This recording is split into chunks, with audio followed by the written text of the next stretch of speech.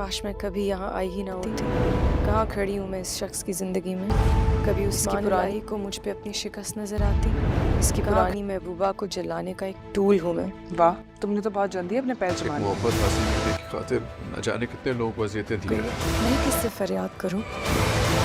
फरजाद को मुझसे नफरत हो गई। मैं जो कुछ हुआ है ना, ये तुम लोगों की बदौलत हुआ है और अब तुम आगे जंग जीत पाएंगी या नहीं? अरे जंगें हारी हैं, अब न जाने जिंदगी की।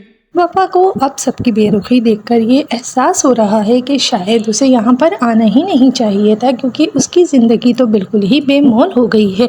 सालिस के साथ उसका निकाह हो चुका है, लेकिन सालिस की ज़िंदगी में भी वफा कहाँ खड़ी है इस बात का अभी तक तयन नहीं हो पा रहा है, क्योंकि सालिस तो शिफा से मोहब्बत करता है।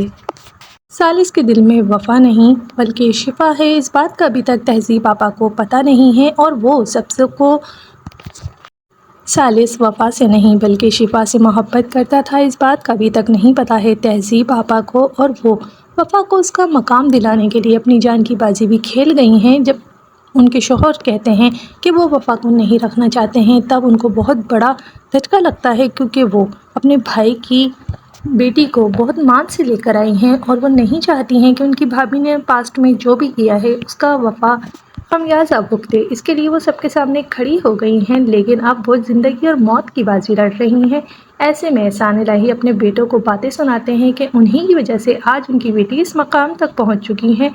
अब भी उन्हें एहसास नहीं हो रहा कि ज़रा सी जायदाद के लिए बहन के साथ कैसा रवैया अख्तियार किए हुए हैं। एहसान इलाही अब काफ़ी गरज रहे हैं, और तहज़ीब को भी काफ़ी उम्मीद है कि वफा को और उसको अब उसका मकाम मिल जाएगा। इधर सालिस भी सबके सामने खड़ा हो जाता है, और वो बहुत ज़्यादा दुखी भी है कि उसकी माँ तो सारी ज़िंदगी से अपने फैमिली के लिए तरस रही थी, और अब तो वो ज़िंदगी के लिए ही तरस रही है, जिस पर सालिस बहुत ज़्यादा रोता है, क्योंकि सालिस अपनी माँ से बहुत ज़्यादा मोहब्बत करता है।